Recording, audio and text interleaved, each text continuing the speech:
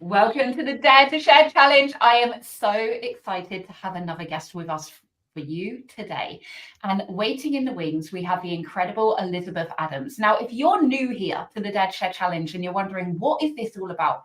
This is the place and the space where leaders get more vulnerable than ever before, where we pull wide open those curtains, we remove all of the smoke and the mirrors, we drop all of the pretenses and the facades and the hyped up success stories, and we strip it right back to say, look, you know what? Behind the scenes, we are all exactly the same. We are all here navigating the same thoughts, feelings, and emotions. The only difference is how much we share and how much we show of that. And now we share and we show it all. Elizabeth, welcome to the challenge. Hey, good morning, Claire. It's so nice to see you again. I'm so excited to have you with us. And before we dive in, I would love to just ask you why you're here. What made you want to be a part of this incredible challenge? Because it's a little bit uncomfortable, right? It can be a little bit stretchy. It's not kind of a typical podcast. So what was it that pulled you to saying, yeah, I want to dare to share? Okay, well, aside from you and your energy and knowing you and having met you in person, actually, it's also the fact that I know that right now we're on such a cusp for people who have dreams and who want to create a different type of world, not just for themselves, but for humanity. It's a real, everywhere I go, I meet people with their dream, with a vision. But the thing that underpins a lot of people is that they doubt that. And my purpose here is to help people realize the truth in their intuition and in their seeing. And my whole journey in life has been about that. So, you know, it's an opportunity to share and to call people forward into their path onto their journey. I love that. And what you said about it feels like we're on this cusp at the moment. It really does. And I think, you know, whether you're class yourself as spiritual or not, or whether you're into the energetics, I think we can all see a shift happening. We can all feel something happening. Maybe some of us are a little bit more tapped into it than others, but it's undeniable. It's everywhere we're looking. And mostly people don't have the muscle and the experience, so they hold back because they're afraid and they've been subject to so much kind of the way of doing things, and they've stuck to that. So there's a frustration in a lot of people where it's like, I'd love to do this, and then they have a list of reasons why they can't. So we're here to bust out all of those reasons and make it possible for people to actually claim what they would love to see different. Yeah, because it is possible for you, because it's possible for us, and we're no different for you. That's the whole point of this. Elizabeth, I don't normally ask this to the end, but I'm just feeling pulled to ask you now. I would love for you to share a little bit about yourself and who you are and the magic that you bring into the world, because I think this will actually give a lot of context into what you share with us in your Dare to Share. Yeah, sure. Well, I mean, as you can see on the screen, my whole thing is about being a Mavericks maker, and that comes from being quite a young visionary. And then I went out in the world and I did a lot of magic in a way that, you know, I wasn't set up for. And that goes to my hero's journey, right? The journey that I've had through life. But probably, you know, at the age of 22, I created a project, which was a best-selling title. It was nationally distributed. It was sold in WH Smith. I sold it to EMAP. And that came from my intuitive seeing. It came from my insight. But at the time that I did that project, I was broke. I was a single mum. I was living on welfare. I had nothing to my name. And so I'm evidence. And I've done a lot of projects over the years. And I know that all of the reasons that we think we can't are just fear talking. It's not the truth, you know. So my work today is really about helping people access what's really inside of them, because a lot of people don't go for what's inside of them. They go for what's inside of someone else that they've seen somebody else do, and they're not into that deep connection with themselves and their own seeing and their own knowing about life. So we have lived in a society for a long time that has an education system and a medical system and a finance system that doesn't serve the collective whole. And there's so many people with so many gifts who could change that. And it's about activating and supporting those people to make those changes. And that's why I go by the name of Mavericks Maker. And yeah. I love that.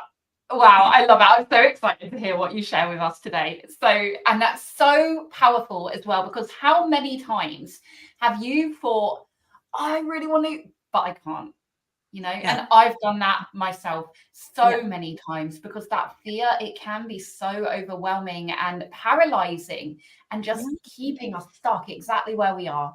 Yeah, I mean, people judge it as they must be crazy, right? They've seen something they know could be different, and they just think, oh, I must be crazy for thinking that. Or they do it, but they do it in a way that it doesn't really empower or enable them. So they self-sacrifice in the process. They work really hard. They've got a business that's running and operating, but the way they've set that business up means that they don't have any freedom in it, means that they're heavily in debt, means it comes at a cost, at a personal sacrifice. And that's the thing that requires a restructure. Yeah. Yeah, absolutely. Wow. Okay. I can't wait for this. Elizabeth, we do need to check one thing before we dive in, and that is which level of vulnerability that you're going to share with us today. And I know that we've discussed this in the background, but just for everyone watching, we have two options. So we can go stretchy, which is your hero's journey. It's your lived trials and tribulations and the important and potent lessons that you have on the other side of them. The other level is extreme, and that's something that you're navigating or experiencing or growing through in real time right now. Not always possible to share, but we do need some kind of clarity as to where you want to take us. So, Elizabeth, where do you want to take us today? Well, because my background is quite extreme, I am going to share my hero's journey with you and what I've been through on my path, as a way to help people identify, oh yeah, I recognize that. That's what's gone on for me too. Yeah. Love it. Okay, shall we dive in? Yeah, absolutely. Where do you want me to start? Okay, so I'm going to ask you two questions.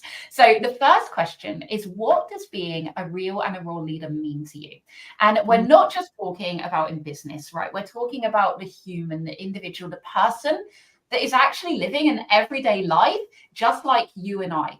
What does that realness and that rawness really mean and look like in your world? It really means listening deeply to ourselves underneath the judgments and the conditioning. Yeah. And leadership really, I mean, until we can lead ourselves, until we can hear ourselves, until we can tune in and listen and discern what is the judgment and what is the, conditioning and what is the truth, then we can't lead others. Or if we are leading others, we're going to be leading them down the wrong path, right? And then leading others isn't really about leading them to our way. For me, leading others is about enabling them and empowering them to lead themselves and to be their brilliant selves. That's what leadership is to me. I love that. And could you dive a little bit more into that realness and that rawness? What does that look like in your life? Well, it's funny you asked me that, because actually I thought about that question yesterday, and I realized, from a young age, I had to make the decision. So at 16, I left my entire family. So my family were very religious. They were in what a lot of people would term a cult. And I knew from the age of 4, but I didn't have any way of leaving at the age of 4. So by the time I reached 16, I had to make that choice to leave my family behind, my community, everything I knew, and step out in the world on my own. And I was actually raised, and this is the weird thing, I was raised not to have an education. So my parents viewed education as an interference, as something that I wouldn't need, because I would grow up and live in paradise on earth forever and I would never work a job. So that was their belief, and they indoctrinated me with that belief. And it's really funny how actually what that did, for a long time I battled with that because I was trying to find my place in the world. But what it actually did was open my intuitive gifts, and I would just receive information about opportunities in the world, and they would always be accurate. And so what I recognized is, because I wasn't subject to some of the conditioning that you get in an education system, even though I did go through it, I wasn't encouraged to excel at it.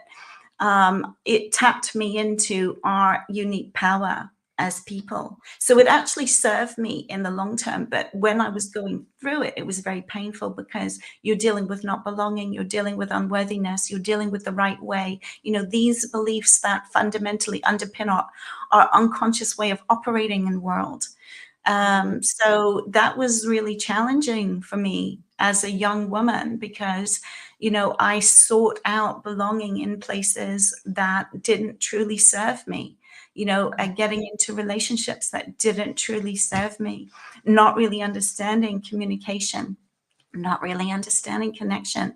And all of these things were very disruptive as I made my way in on my entrepreneurial path as well.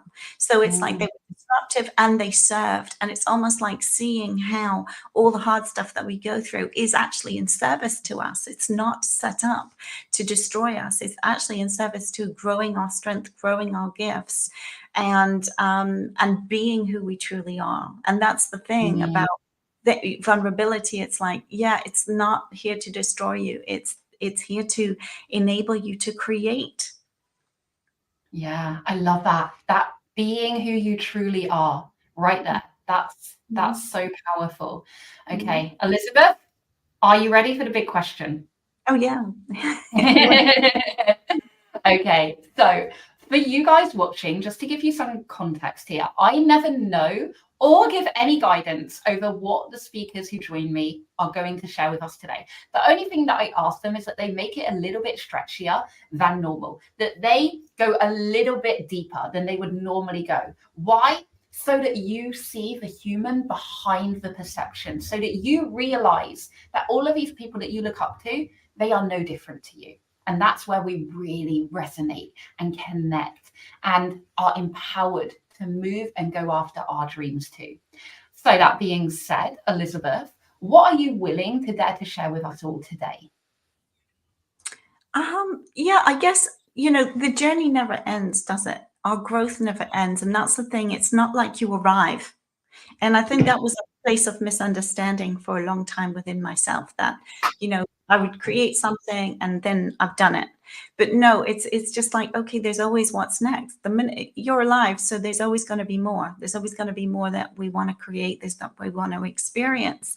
One of the challenges I've had on my journey is learning to balance that, you know, learning to keep keep a hold of it. And in fact, even this morning had one of my clients reach out and go, you know, this happened, so now I can't. And I'm like, yeah, no, this happened, and now you just pick it up again.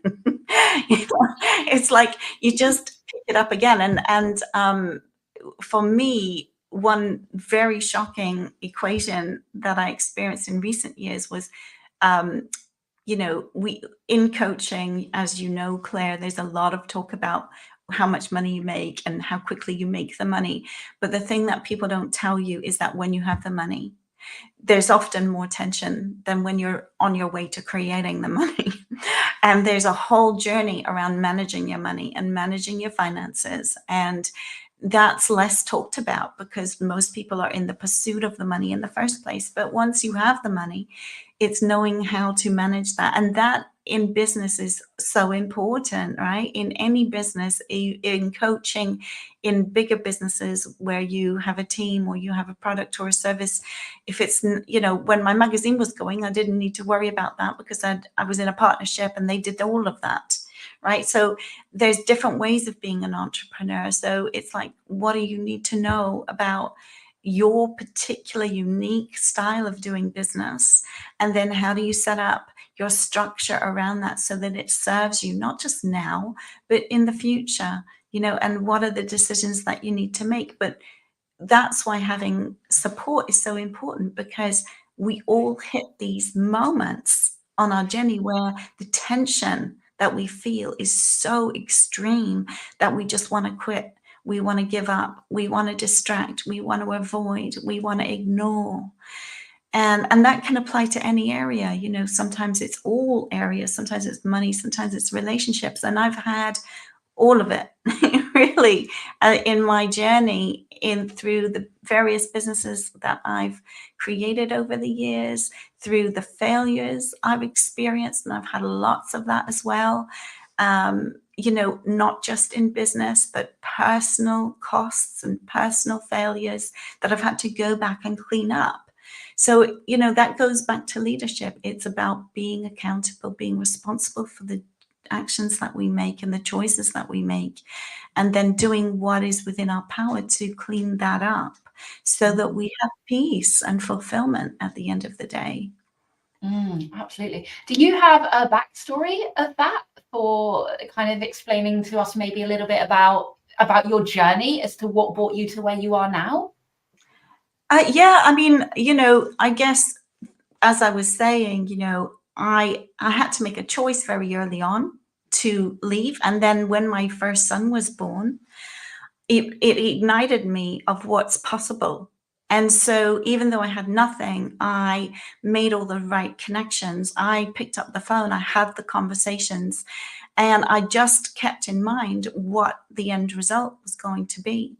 Right. And so when that project finished, because it was out in the world and there was nothing else for me to do on it, it gave me a little bit of a crisis. And I was like, well, who am I then? That project's finished. I've done it.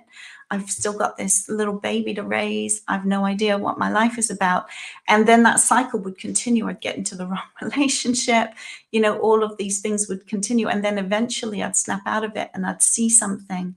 And so I remember my second project was in creating a series of luxury soft furnishings that sold in a very niche market. And it was the same cycle. I'd produce it, I'd manufacture it, I'd sell it, it'd be out in the world, and then I'd have a crisis again. Right, that's done. Who am I? What am I doing? What's my purpose? Oh, same cycle. And I did that several times until my second son was born, and I started a corporate well-being company. So I was supplying Bank of New York, and I grew a team of 12 people, and I had other clients as well, Nielsen, WBR, and these kinds of guys. And I'd seen, oh, there's an opportunity for this to actually expand across Europe. But I didn't have the means to make it happen at the time. And this is the thing about backing our intuitive seeing and not letting ourselves get totally distracted with all the other things, right? Because I had seen the opportunity, and then the 2008 crash happened, and my clients went, that was all very nice, thank you, but no more, you know, that's a luxury. So my business and I collapsed, because what had happened for me in the process is I'd become a workaholic. I'd become, and this is another thing that people get into, you know, once they've got their business up and running, it's the avoidance of life through the seeking of success perpetually. And that can do so much harm and damage. And this is the thing, we don't need to create that way. But we have to learn to tell our nervous system that it's okay to breathe, it's okay to relax, it's okay to do nothing. Try tell a workaholic it's okay to do nothing. They're most likely going to be furious with you. So I went through a very big journey of learning to let go. And it's really interesting, because intuitively my seeing was very accurate. Roll on 20 years, really, 15, 20 years, that market is booming exactly the way I saw it. So it wasn't that my seeing was incorrect. It was that the way I was going about it wasn't serving me. Right? So sometimes it isn't that your idea is incorrect or you're on the wrong path. It's the structure of your unconscious that's directing you in a way that's working against you, creating more obstacles. So I have loads of stories like that, tons. But we'd be here all day if I was to share them all. Oh my gosh, you know, though, everything that you just shared then, I'm like, yeah. You know, how many times have you been told, slow down, or, you know, stop working so much, or why do you work so much? I have had this constantly, because I have been that workaholic, where work is your life and it's your identity, and it's what makes you feel worthy and successful and valid. And that is so hard to. Yeah, but it's so worth acknowledging that, right? Because what that is, when you're seeking to prove your worthiness, is you're chasing after a concept. There's nothing grounded in reality there.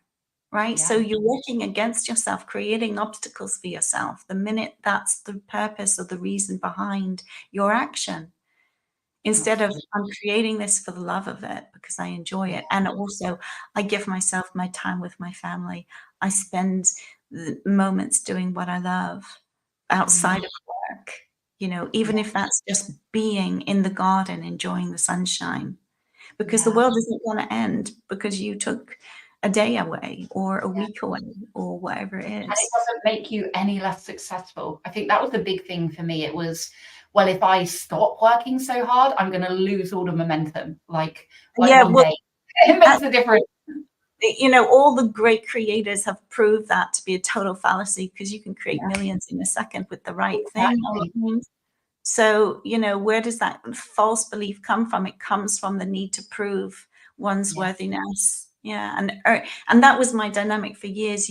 I will prove my worthiness by doing all these really hard things against insurmountable odds, and I will earn my belonging. And it was so twisted. And in that path, destroyed my relationship with my eldest son for a time. I had to go back and do a lot of repair work because I had not been present during his entire childhood. I didn't understand what presence was. Yeah. So, you cannot, I won't say you cannot, but what I want to say is we end up sacrificing the things that mean the most to us. And Yes. that's a cost that's much too much. And Yeah. especially when it doesn't need to be like that. It doesn't have to be that way. Whether you are an entrepreneur, whether you're employed in a corporate context, whether you just a stay-at-home mom, and I should remove the just because that is beautiful purpose, right? But it's often thought of in society as a just, oh, you're just It this. is. It Actually, is. actually, it's an act of love if that's what you really truly love, Yeah. Wow. and Elizabeth, so more. powerful. Yeah, Mm. so, so powerful. I resonate so much with this. I'm sure you guys do as well. I would urge you to watch this again because there are so many golden nuggets that Elizabeth has shared with us through different parts of her story that you will be able to watch this over and over again and pull different threads for different lessons that she's shared with us today. Elizabeth, I would love for you to tell us how we can get into your world. Sure. I am on LinkedIn. I am at mavericksmaker.com. And I don't have that whole unique, unified social media thing. So I'm Elizabeth Adams on LinkedIn. I am accredited master coach on Instagram, which I actually don't use that much, but I do show up there from time to time. And you can also reach me on my website by filling out a little form there and connecting with me. Perfect. And that's your website on your handle there as Yeah, well, mavericksmaker.com. mavericksmaker.com. Yeah. Yeah. Amazing. You guys watching, make sure that you go and head over into Elizabeth's world. So much magic happening there. Oh, sorry, go on. I forgot. I also have a podcast called Thrive Through Intuition, and it's on Apple and Spotify. So you can listen into some of the conversations I've had with other entrepreneurs through there and also reach out to me through that platform. Yeah. Beautiful. I love that. We'll put all of those links below in the show notes as well. Elizabeth, thank you so much for joining me today, for daring to share your truth, your story, your vulnerability with us all. And for you guys watching, I will see you all next time. Bye for now.